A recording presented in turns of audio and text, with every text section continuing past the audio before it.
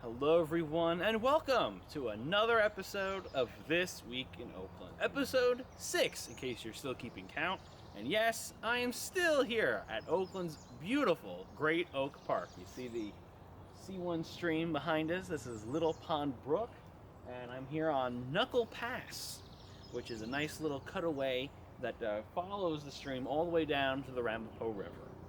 Now, certain things like parks are crucial in order to help home values in a community. You want to see parks, you want to see good schools, but what's something that you can do right now in your own home to help raise your own home value while we're all kind of still stuck at home with little to do? So we talked with local real estate agent Chopper Russo, and he filled us in on some things that we can do and things that we shouldn't do to help increase our home value. Hello, I'm Thomas Chopper Russo. I'm a broker associate with a real estate license in the state of New Jersey. I presently reside in the fine borough of Oakland. Today, I want to discuss with you what many of us are going through as we're in this COVID-19 quarantine and sheltering at home, sheltering in place. Myself, I've been in my home more than I've ever been in all the years I've been here. And while this period of time, I've noticed a lot of things about my house that I think I may have to address. Over the years, people have always asked me, what's the best improvement? What kind of rate of return? What should I do to enhance the value of my house? I have 9 basic, more common improvements that we do. And I want to just give you on a national average, the rate of return you can expect. Being in Oakland, I expect that most of these percentages are a little low for us because we seem to get a better rate of return on our improvements. One of the popular ones is a roof replacement. Generally, when we replace a roof, and I'm just using basic numbers, let's say it's $10,000, you should expect to get a rate of return about 68.4%. So in this example, it would be $6,840. The second improvement, very common, is a window replacement. Now, there is a difference between a vinyl window replacement and a wood replacement. In a wood replacement, you can only expect to get back 69.5%, while a vinyl improvement window would be 74.3%. Another replacement item, which is dear to my heart and probably what I'm considering, is siding replacement. Now, this is in general. It doesn't specifically relate to vinyl or wood or what have you. But generally, when you do a siding replacement, let's say it's $10,000, you should expect to recoup $7,670.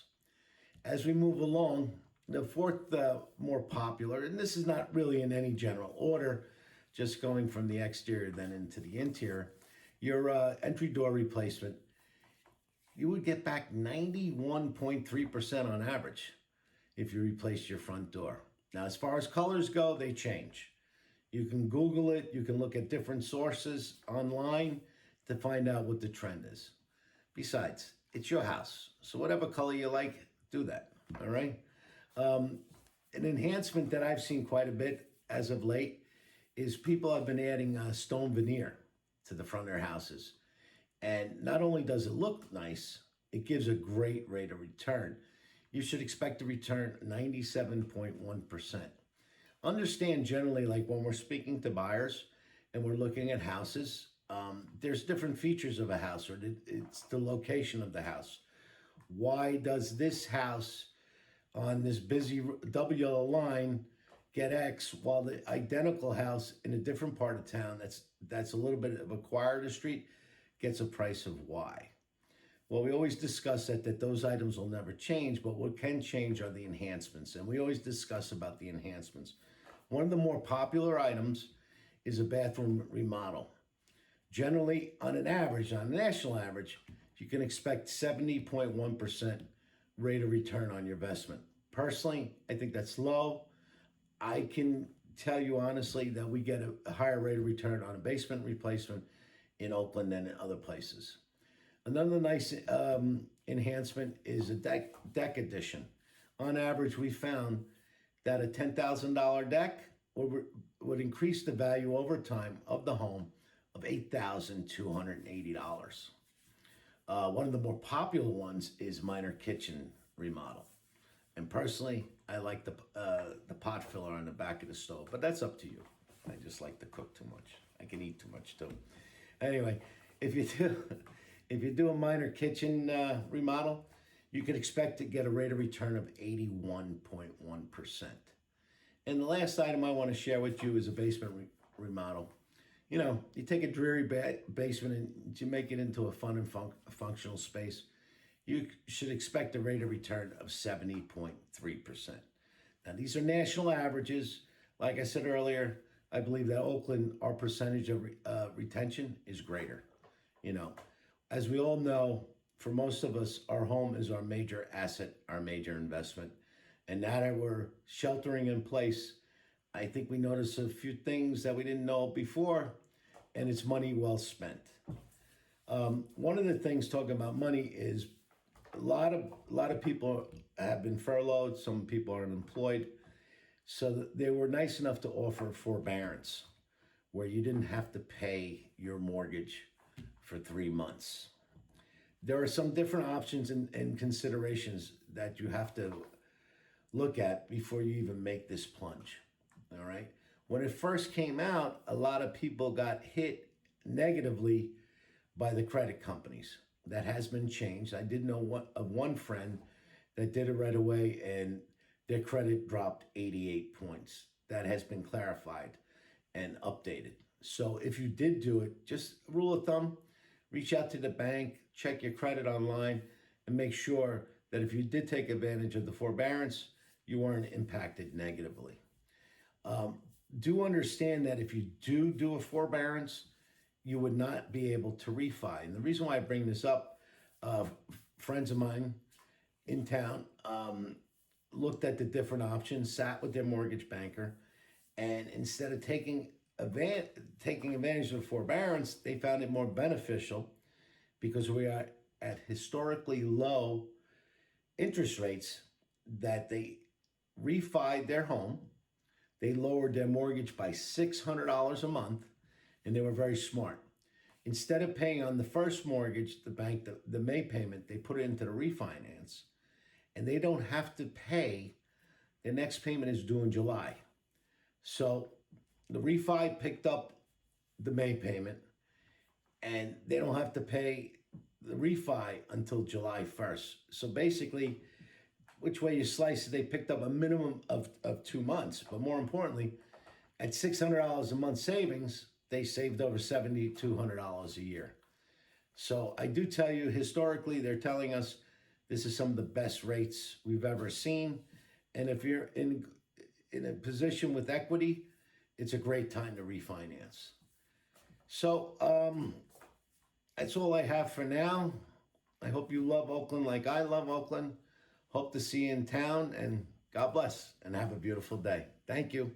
Jim Folkerts, chairman of the Sports Association of Oakland, is with us, and I'd like to welcome you and thank you for joining us in this, I guess, the Zoom era, right?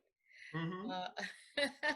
So Jim, tell us, first of all, a little bit about what the association does. What is the role of the association? So, yeah, Liz, first, thanks for the opportunity to talk about our group and what we do. As Mike Guadagnino, the rec chair, has mentioned, we're often sometimes linked or confused with the rec commission, but we are a separate, we are a 501c3 nonprofit. we're registered with the state of New Jersey. We are licensed. We carry a games of chance license, which allows us to host raffles and games of chance for groups to raise funds. So our primary objective is really the youth sports in the town of Oakland. Although our activities and mission has spread or evolved and grown a bit to encompass other areas as well. Particularly, some groups that are doing nonprofit work, and I'll get into that in a bit of the various groups that we support. But first, I just wanted to mention, so we have a 7-member organization. There are 4 officers. Myself, I am the chair. Karen McCormick is the vice chair. Our treasurer is John Amoruso, and our recording secretary is Jim Furman. And then we have 3 additional directors in Keith Ahern, and then the last 2 are rec commissioners, Sandra Coira and Steve Saliani. So we meet, and actually, let me click on okay. So I wanted to just talk about, unless you had a question, I can continue with, I talk a little bit about the history of rec and SAO. Sure, go ahead. As it evolved in England, as it involved in Oakland. So recreation itself, just the informal gathering or forming of youth recreation activities actually began in Oakland in 1936. So there were various teams and sports. And then in 1950, Oakland Recreation organized, although kind of unofficially, it wasn't like a formal body, if you will, either as a nonprofit or, with the town government. However, that was addressed in 1954 when the Oakland Rec Commission was formed via statutes, laws, from with the state of New Jersey. So, and that has existed, as we know, to this day as the Oakland, Rec Commission. Now, in 1958, the Recreation Committee was organized to specifically raise funds and act as a fundraising arm for Oakland Recreation. And at the time, it was comprised of like the Mothers Club, the Fathers Club, and some members from the Rec Commission. They had managed the snack stand at the rec field over the years, but in the early 2000s, that was turned over to the Mothers Club and the Fathers Club to run, because we decided it was in kind of everyone's best interests to become more of a financial institution, if you will, for the various groups and sports in town. So the Recreation Committee was formed, registered with the state as the Oakland Rec Association in 1990. It was changed, and I don't know why, it was before my time, to the Oakland Sports Association in 2001. So myself and some others got involved around 2008, and we wanted to make it a formal registered, IRS registered organization. So we reformed once again as the Sports Association of Oakland. So, Right. We're registered with the town, with the state, and, with the IRS. We have, we employ, tax accountants to prepare our taxes every year, because we've grown quite a bit in the last, 12 years, and we handle a lot of funds and expenses for the various groups that we support. Right. Now, I was told that you had something to do, the association, with the walking path. That's correct. Which I love, by the way. Yeah, no, yes, and so I'll give you a little story about that. Is stealing a little my thunder up front, but that's okay. And I'm always glad. And it was kind of a highlight, I think, so far in my involvement with the SAO. But one year there was an issue with the games of chance license for the Oakland Carnival, and it was due to some circumstances at the time, the group that normally ran the carnival wasn't able to do so. But since we had held the games of chance license, we were eligible to help, to run the carnival. So I'll be honest, at first I wasn't crazy, because it just sounded like a big effort. But once we talked about the idea of donating the funds we raised through the walking path, I was all in because I love the walking path. I used to stumble around the fields when my kids were young, playing youth sports while they were practicing and, running around. I would take laps around the field, and to have that walking path there is great. So through the Oakland Carnival in 2012, we raised over $30,000, Wow. which we then donated to the town, specifically for the walking path. So I'm always proud to tell people when I'm on it that I had a part in it, coming to be. Yes. Well, many of us thank you for having a part in that. Yes. Yeah, Right. right. And it's myself and a group of other dedicated, hardworking volunteers. Particularly with the carnival running it, we had a lot of folks helping out, which was great because, as we know, in Oakland, volunteerism is one thing that just is kind of unstoppable. No matter where you go or where you look, there's always somebody willing to help. Right. Right. And how long have you lived in Oakland? I've been in Oakland since 1997, so yeah, 23 years a resident. Mm. Mhm. Mm-hmm. So you know your way around pretty well, I should say. And Yes, last year you were a hometown hero, right? yes, I was. I A was. Yes. belated congratulations for that. Thank you. Yeah, that was a very nice honor, and to be, I was in when I heard that Mike Wadnino and Chaparuso had earned the award, were nominated in prior years. I felt pretty lucky to be in such esteemed company because Yeah. I certainly look at them as pillars of the community for all the work and good that they do in so many different areas. So yes, thanks. That was very nice. But it's interesting about I got involved with youth sports very early. I love to coach. I wished I became a phys ed teacher, but I made up for it, via rec with coaching both my kids, my son and my daughter, with soccer, basketball, usually the three sports throughout the years. And it was interesting because as they got into high school and they got older, and I saw all the kids I had coached over the years, I realized like how many people I had interacted with, because usually I was the head coach of the team. So it was just really like a nice, reward and gratifying, something that I didn't really anticipate, to say, wow, all these people in town I know, and you see their kids grow up. It's just a great, it's a great experience. Yeah, yeah.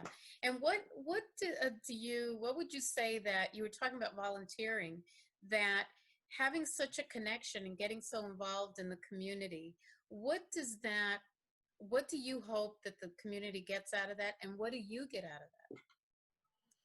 So what I hope the community gets out of it is, the people I looked as the families whose kids played on my team, I looked at them as my customers, right? And I wanted to make sure that they had, the best experience possible in playing. And, I wanted to, I kind of imparted some of my own experience growing up because I was the kid at the end of the baseball bench that only got in the last few innings of the game, rarely got to bat, usually struck out. A ground ball was a big celebration for me. But what I enjoyed about with the baseball team, running with baseball, was the emphasis on, giving every kid like an equal chance. And I had more satisfaction out of, a kid that grew much more in a game and, maybe got it was his first hit or his first catch, as opposed to, you had a star kid on your team who was kind of good at everything he did.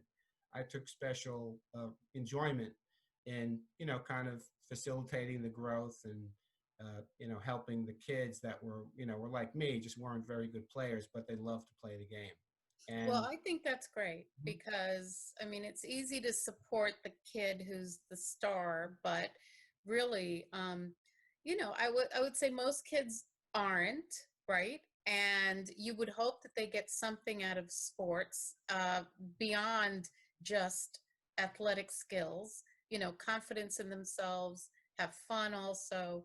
And so that's very valuable when someone sees it in a more holistic way. yes, because I've certainly seen the opposite with some of the experiences on other teams or coaches or whatnot, and kind of learned what not to do, or how not to coach. And yeah, that's the whole, that's the whole thing. It really, even though like I can be competitive and want to win, it was, you want to do you want to make sure the kids have the best experience they can, putting them in situations where, they might fail, but they got a chance to fail, as opposed to, kids like when I was younger, you didn't get much of a chance. So, Right. that's really, I was very happy to partake in, making that happen. Yeah, and you must have seen, I mean, being as involved as you've been for so long with sports, you must have witnessed changes in sports, especially youth sports, right? Hmm. I mean, the more of greater involvement by girls, for instance, right? Greater Yeah. variety. Yes, exactly. Yeah, I was glad to see, some of, yeah, like the, I think, addition of lacrosse. And I know they tried one year to do girls basketball at, I think at the, was it at the high school level? But, there was an effort to try to get basketball started. But um, when I was, yeah, but I was always happy for the opportunities that my daughter had to play, soccer. I tried to get her to play football, to be like a kicker, but she wasn't up for it because the coach at the time was looking for someone to kick the ball. Anyway, but the program overall has certainly evolved and come a long way. Well, thank you for everything you do. Mm-hmm. And do you want to add something or say something else to your neighbors in the town of Oakland about sports, about getting involved? Say something to the youth of Oakland. Well, I think for, the families, I know it's, the trend I've noticed over the year, because I've been a volunteer in Scouts as well, is the participation by the adults to help run the programs. It's definitely, I've seen, on the decline. It's always, there's that old 80-20 rule about 20% of the people do 80% of the work type of things, but it seems to me to have even, declined a bit more, just because I know, with you have two income households and people working and stuff like that. But, what I would say is that it's important. When I was a head coach, I would take anybody as a volunteer. And it seems like some folks are hesitant because they don't want to commit and they feel they'll be locked into something that they can't live up to or they won't have the time for. But I would tell people, listen, I'll take whatever you can give me. So if I had extra coaches, I would make something work. But even if I had somebody, part-time or half-time, as I did many times, and it worked out, that I would say for them, just, lend whatever time you can to help. And if you make it clear what you can do, I am sure you'd be welcomed with open arms, because having been, like as the person in charge, as the head coach, it's a lot to take on. But just to have a person here or there to help out at various times, even if it's not all the time, is Right, certainly very welcome. right, right. Well, it would be great for anyone, I think, to work with you too. And so, Yeah, well, we have a lot of great. I always feel fortunate, because of all the coaches and families that I've associated with were all, kind of on the same wavelength. I was, uh, the coaches were all, particularly in baseball, they were all pretty on the same, idea of, facilitating the development and growth of all the kids, make sure everybody got a fair shot and played in different positions, things like right. that. And again, I think that's so important. And sometimes it's lost in youth sports. And I think that is so important because um, that's where you could really, I think a child can remember for a long time how they were, the kind of feedback that they got from a coach or the adults around them. And if they get the message that, that they can do it, that they can achieve a goal, I think that's something that can mold them and they can parlay into other areas of their life. So, Yeah, without a doubt. yeah. So thank you again for approaching what you do with that philosophy. Well, so just as far as the SAO, we act as a bank to properly manage and disperse monies for all the groups. So the groups that we support are, obviously the Rec Commission with all of their, the various teams. So we've helped them with, ad hoc equipment purchases, things that they couldn't possibly do through the town because the purchasing process takes so long. So with the additional fundraising monies that these groups have, they're able to do purchases and things quickly because they might need a set of equipment or hockey goalie pads or something like that of a small quantity that would be very difficult to obtain through the town's formal process. But we've helped to fund field enhancements. We purchased recess equipment for the Oakland elementary schools. We had some extra funds one year. We've aided with scoreboards, playground equipment, football helmets, and we assist with upfronting, if you will, umpire fees for the various sports teams because the umpires need to be paid in cash. So we'll front them the money and the town will reimburse us. We've also we've actually run arts and education classes at Valley Middle School with after-school hours with the teachers doing art, science, track, coding and 3D design and scrapbooking. So the classes are pretty popular, and that's been a nice addition to something that's not just all about sports either. Right, I was going to say, so it's more than sports. Mm-hmm. Yes, and we've supported, we act as a bank for the Great Oak Park, the dog park as well, and Oakland Summer Camp as well, assisting them with paying vendors and buying daily lunches. And in addition, I mentioned the carnival. We've also helped with the recent installation of the Swords to Plowshares statue that was installed, due to the work of Peter Markelis, but we helped with that. And as far as activities, on an annual basis, we perform elections to the Oakland Sports Hall of Fame. And if you've been inside the D'Elia building on the right as you walk in, there's all those plaques. Well, we nominate and elect one or two people a year to join that, rank of folks that we'd like to honor for their contributions in volunteerism, in Oakland sports. And we've sponsored or helped facilitate, memorial benches and plaques throughout the rec complex. A few years ago, we had movie night a couple of times, and we also done some fundraisers through coupons to like Models. We sell the sports, the SAO, the snack stand will sell SAO magnets for us throughout the year when they're open. Do you have a website or Facebook page? We do. We're available through the Oakland Borough website via the Recreation Department. The officers, our emails are available there. We do have a Facebook page as well. I'm glad you mentioned the Facebook page because that is also used by the commission to provide field notifications out to families if fields are closed or when they're reopened, if there's anything, announcements that need to get out. Right. Well, it's nice to have all the fields open again. I mean, Yes. Even on a limited basis, but it's just nice, especially as the weather gets warm. Mm-hmm. You all like to be out there. Yes, absolutely.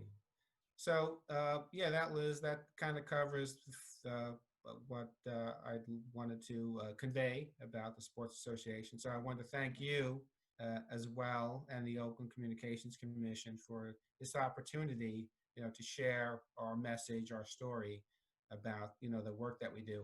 We do meet monthly at the D'Elia building. We do have an open session for people that want to come down to talk to us, make a request. We've What had some days groups during come the to us. what We don't have a set day, but we usually publish the date online. Okay, on the borough website? Usually on a Facebook page, we'll put it out there when we meet. Right. But it's not, so, and then that could be reaching out to anybody in the rec program or particularly the rec commissioners. They can put you in touch with us. Okay. If there's anything right. you need to talk about. For what kinds of things should people know that they can contact you for? Well, sometimes if groups, we've had some folks come to us they were running some youth running programs. And so we would aid them in assistance to getting them access to the Dalia building that they could use, because they'd have like a running program. There's one called Let Me Run, where it's for 3rd to 5th grade boys, and they'd meet like weekly for a period of like 6 or 8 weeks down at the Dalia and at the rec field, and they'd run around. They'd have practices and whatnot, but it's basically an exercise running program. Oh, that's So, great. we would just help facilitate that with the folks, helping them get it set up, Right. giving them a place to kind of, arrange things and have a place to work out of. Okay. All right. And Mhm. people can always ask, right? And so they can go through the rec program to make contact with you, or Right. through. Yeah. Like I said, there's the work. The website has our email addresses to reach out, but also the rec commissioners can put you in touch with us.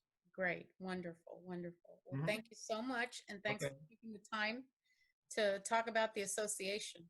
Very happy to do it, Liz. Thank you again, and thanks to Um, the Oakland Communications Commission. all right. Well, it's our pleasure. Thank you very much. Okay. Have a good night. Bye. All right, I've moved a little bit more down the path there, Knuckle Pass here in Great Oak Park, and we're looking at the beautiful Ramapo River. Beautiful sight. See some kayakers in the distance, as we saw earlier on a previous episode with Marilyn as she kayaked the Ramapo River. We got some kayakers, some beautiful trees in bloom. There's some people a few feet away that are fishing, so it's an absolutely beautiful day here in Oakland. And someone who I know has been very active in making sure things are staying beautiful all across town is Mike Corelli, and he's the assistant to the borough administrator. And he's been very busy with the green team, the environmental commission. He led the effort to put the banners downtown with our businesses on it. So I got a chance to interview Michael Corelli to ask him about what he does for the town and what are some things that he's working on that we can all look forward to in the upcoming days, weeks, months, maybe even years ahead. Right, and now it's my pleasure to be literally sitting down and video chatting with our very own borough administrator assistant, or is it more assistant to the administrator? He'll have to tell us. Michael Corelli. Michael, how are you? Good. How are you? Thank you for having me. Not a problem. You've made it very well known that you're a Giants fan, I see. Yes. Hopefully one day soon we'll see football. One day soon, absolutely. So, some people who might be in tune to things that are going on in town know that you were hired about, what was it, a year and a half ago or so? Yep, almost 2 years. Almost 2 years. But maybe someone who hasn't been in Borough Hall recently, or maybe they went in to pay their taxes and they're like, who's this person? If I want to give you an opportunity to just kind of introduce yourself and just kind of let us know, what do you do for the Borough of Oakland? Well, my name is Michael. I'm the assistant to the administrator and the deputy borough clerk. As you know, I've been with Oakland now for a year and a half, almost 2 years.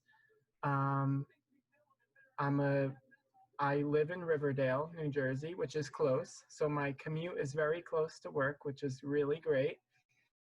And I have always been involved in local government because my family is very involved through volunteering, through serving on different boards, the town council. So, it's always something that I wanted to get involved in when I start my career. So this is a perfect setting for me, and I'm so thankful for everyone. And it's just a really great place to work. What I do during the day, I assist the borough clerk with multiple tasks such as dog and cat licensing. I help her out with meeting minutes in regards to the boards and commissions, and other clerk duties like liquor licenses or helping out with the elections and stuff like that. And then I'm also the assistant to the administrator, which is our borough administrator, Rich, which I'm sure all of you know. And what I do for that position is I work on a lot of the grants in town in regards to parks, the green team, county grants, New Jersey DOT grants and assist with paperwork or sending out contracts, or just, implementing projects when they come up. Um, and then I also serve, uh, as I guess you can say, the administrative liaison to the Communications Commission. So I attend all of their meetings, which Ryan is the chairperson for. Um, so we work on various things in regards to the TV station, the TV channel, um, recording stuff. We're deeply involved in this program right now that he's interviewing me for, posting stuff to the website, to social media. And that leads me into another thing that I do. If you follow the Borough of Oakland on Facebook or Twitter, that is me. I post everything. So I, look for things. Things come to me. Sometimes I'm bombarded with things, especially right now during the coronavirus crisis. So any information you see that is posted, that's me. Sometimes I schedule stuff in advance because there's just so much stuff, lined up. Sometimes it's on the fly, but I think residents, need to, the social media, a lot of work goes into it because you have to design graphics, you have to come up with wording, you have to post stuff on the website. So it's actually very, time consuming, but I think it's very, very important that the residents are aware of what's going on in town. So I think social media plays a big role in that. So, and again, the OCC here and Ryan, we coordinate a lot on our social media posts. So it's great working with them as well. Well, thank you very much. Now, obviously, you mentioned social media, which is probably how the average Oakland resident sees a lot of your work because we're all on our phones and computers and everything like that. But is there anything else that maybe an Oakland resident, might have seen in town or heard about going on that they thought, oh, that's nice, the town's doing this, but it's actually been something that's been a project of yours? Well, the first thing that comes to mind is the new Oakland Town Calendar. As all of you know, back in January, you got a mailed calendar in the mail, a print calendar rather. That whole calendar was put together by myself. All the information I had to gather over the course of a few months. The pictures, Ryan assisted me with some of the pictures that you see in the calendar and other volunteers on the Communications Commission. And then just gathering all the meeting dates,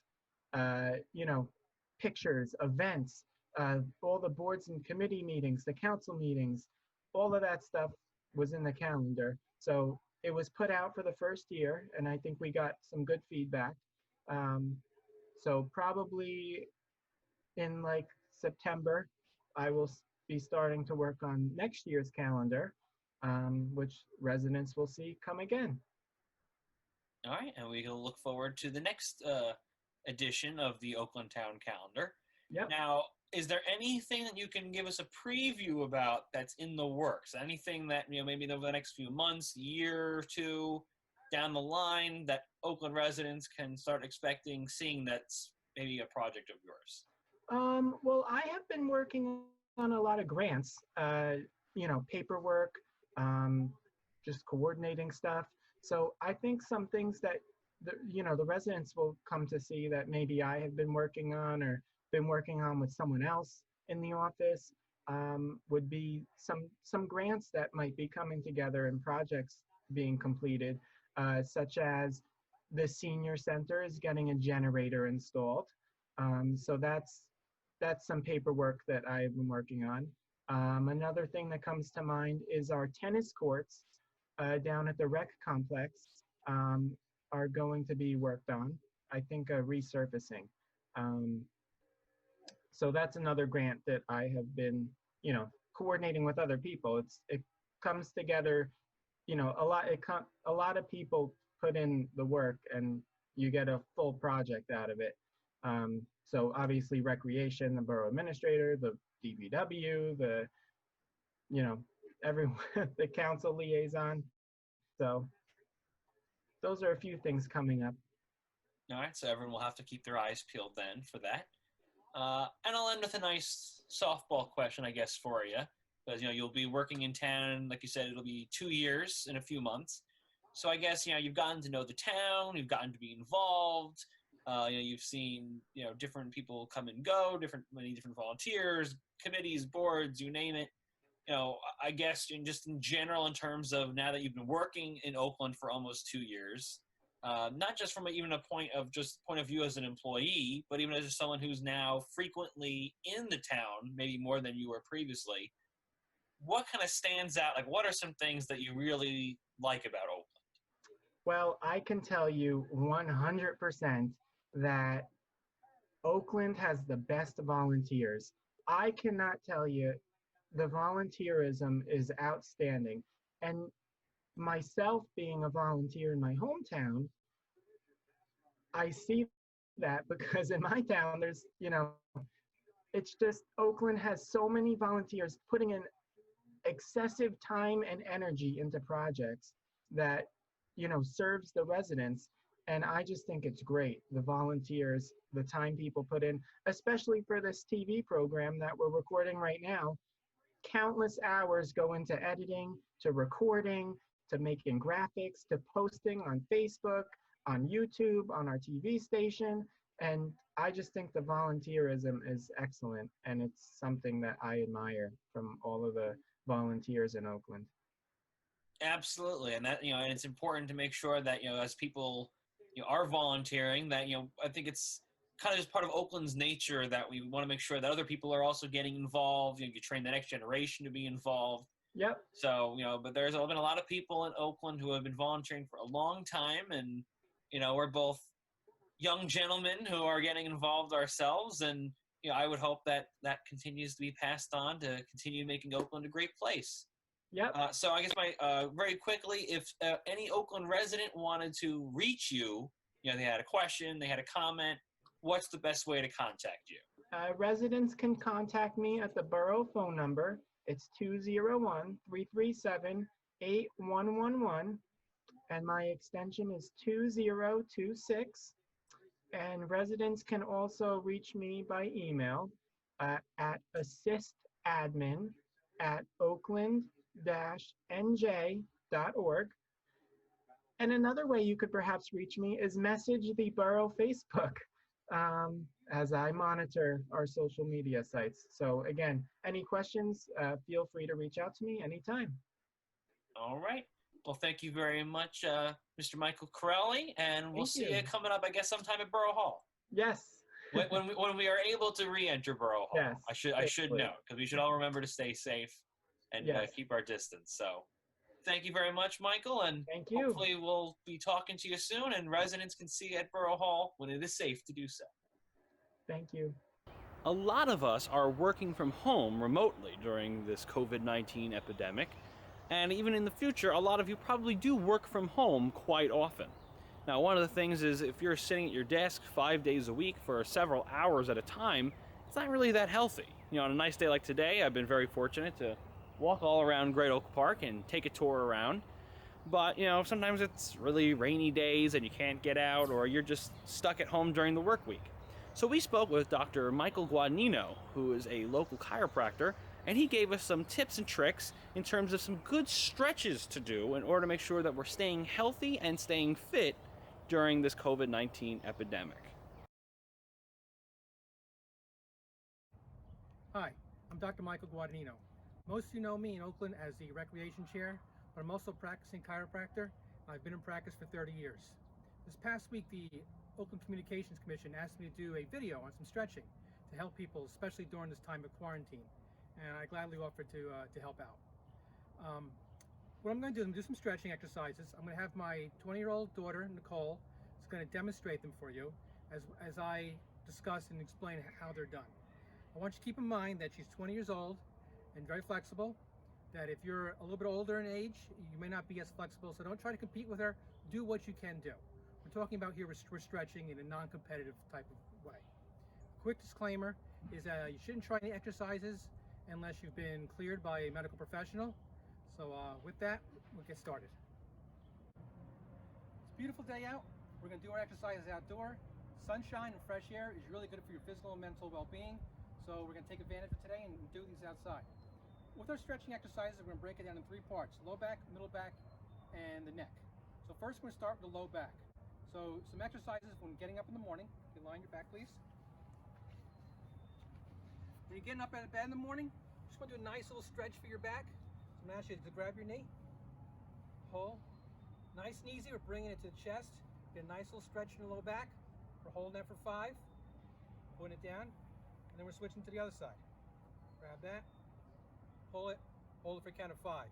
Again, just a nice stretch in your lower back. We're not looking to pull anything. Just want to feel that nice stretch. Bring it down.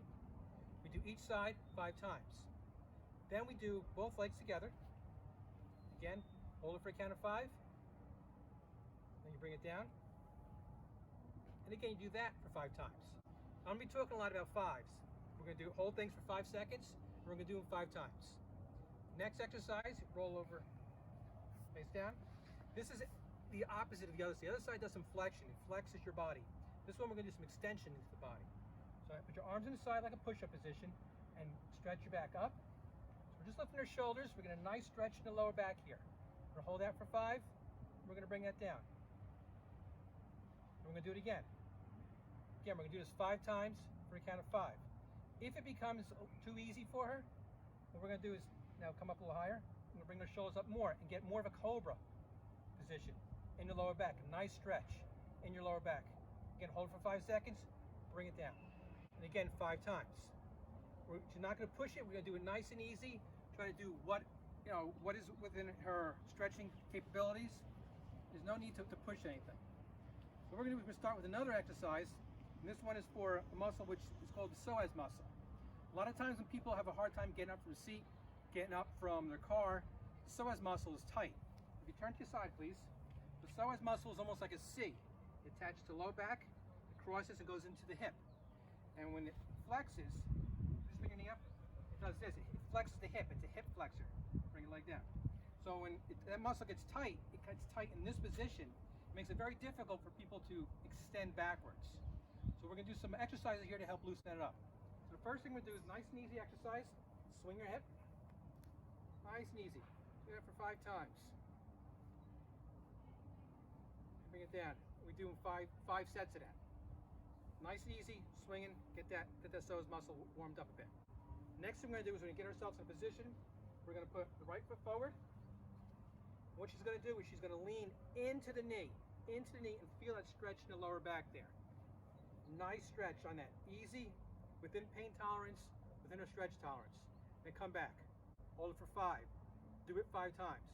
When that exercise becomes easier, if that exercise is easy, we do it again. Get in the position. Take your left arm and stretch it across the body like that a little bit. Sit up like that. Yeah. Add to that stretch. Get that hold that C, that psoas muscle, nice and stretched so we can go back. Good. You can put it down. Hold it up for 5 seconds. Do it 5 times. So we talked about extension exercises, flexion exercises first, with the knees to the chest. Extension exercise, doing the cobra position, and the psoas muscle, which was a swinging the position in the arm up. All right, now we're going to go into the mid-back. Mid-back is also called the thoracic spine. In the thoracic spine, there are 12 little bones, which are the vertebrae. There's very little movement in the thoracic spine, in the mid-back, for the simple reason, turn around. Thoracic spine is in here. It's 12 bones, and they're attached to 12 ribs. So those ribs pretty much hold the spine together and it limits the amount of motion. Whatever motion we do have, we're going to exercise. So first I'm going to ask Nicole on the mat, please. And we're going to come up first into the cat position. So arch your back up. And as she arches up, she's creating a nice flexion in the spine. She's moving all the little vertebrae, all the little muscles, helping getting them stretched out a bit. And then from here, we go into the cow position. The cow creates an extension into the middle back, which again, now works on stretching and getting all those vertebrae moving and all those little muscles in there moving. Now, if someone can't get on the floor, if getting on the floor is difficult, the I'm going to show you modified versions. Why don't you come on? Take a chair, take your kitchen sink, anywhere. I can grab this.